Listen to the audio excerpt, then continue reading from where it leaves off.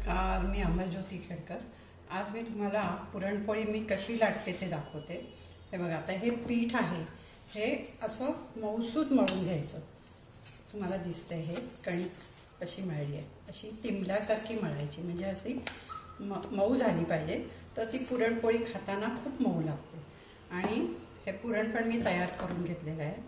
तर आता ही आपण छोटासा एक गुंडा घ्यायचा, त्याच्यानंतर जेवढं तुम्ही कणिक घ्याल त्याच्या दुप्पट तुम्ही पुरण घालायचं। आता हे याच्यामध्ये घातले, हे असं असं असं करत चारी बाजूनी त्याच्या भरून घ्यायचं। आता हा गुंडा आपण असं भरून, आता इथून आपण हे बंद करायचं। आणि पुरणपोळी लाटताना नेहमी तांदळाचं पीठ घ्यायचं, म्हणजे पुरणपोळी छान लाटली जाते।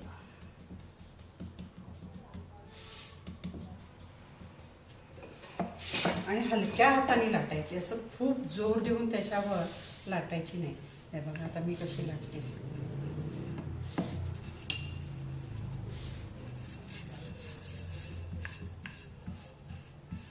आणि त्याच्या कडा पातळ करायच्या, कडा जाड असल्या नाही पाहिजेत, नाहीतर ते खाताना असं कडा कडक होतात। मग कडा पातळ करायच्या, लागलाच तर पोलपाट फिरवून घ्यायचा।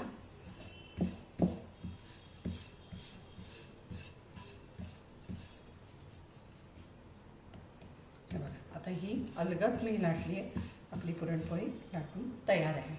आता ही उचलताना नेहमी हे नाजूक हाताने करायचं। हे लाटण्याला अशी गुंडाळायची आणि मग ती तव्यावर अशी सोडायची। बघा,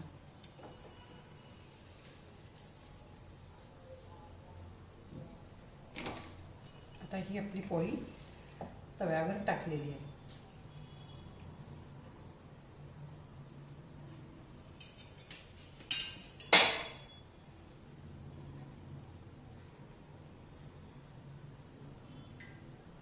थोडेसे आता इकडनं फोड आलेले आहे। थोडी पोळी छान भाजली गेली एका साईडनी की त्याला उलटायचं।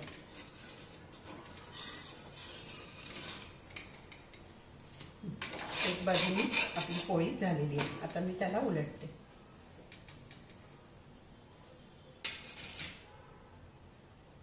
इथून आता आपण थोडंसं त्याच्यावर तूप सोडूया, म्हणजे भाजतानाच ती खरपूस होते, अशी छान लागते।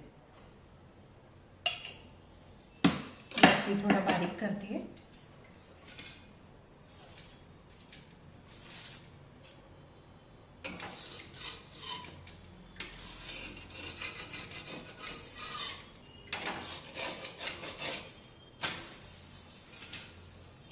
आता इथून थोडंसं तूप टाकू, म्हणजे ती खाताना ना तूप घालून आपण भाजली ना की ती खरपूस आणि छान लागते। अशी एक साईड झालेली आहे, ही एक साईड आपण करून घेऊ आणि अलगद अशी धुमडायची त्याला। आणि काढताना पण त्याला व्यवस्थित काढायची, एकदम अशी खाताना मऊ लुसलुशीत लागली पाहिजे पोळी। पण पोळी ही पुरणपोळी आहे ना, त्यामुळे ती अशी कडक कडक नाही लागली पाहिजे। आणि आपली आता पोळी तयार झालेली आहे। ही पोळी मी आता काढते। काढताना ठेवताना सुद्धा पोळ्या ना या अशा पद्धतीने ठेवायच्या, म्हणजे तुम्ही एकावर एक ठेवू शकता। हे बघा, आता ही पोळी आणि ही पोळी अशा पद्धतीने ह्या पोळ्या ठेवायच्या, म्हणजे एकावर एक तुम्ही रचून ठेवू शकता। किंवा ह्याच्या खाली, पोळीच्या खाली तुम्ही टिश्यू पेपर जर घातला तर छान आहे, म्हणजे पाणी सुटणार नाही त्याला आणि पोळ्या तुमच्या मऊ पडणार, म्हणजे मऊच असतात पण त्या अशा ओल्या ओल्या होणार नाहीत। तर ही आपली आता पुरणपोळ्या तयार आहेत। कशी वाटली तुम्हाला पुरणपोळी?